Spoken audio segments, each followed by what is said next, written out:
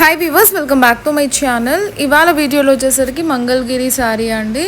So చూసారు ఎంత చక్కగా ఉందో, yellow and Saraswati colour combination అనమాట.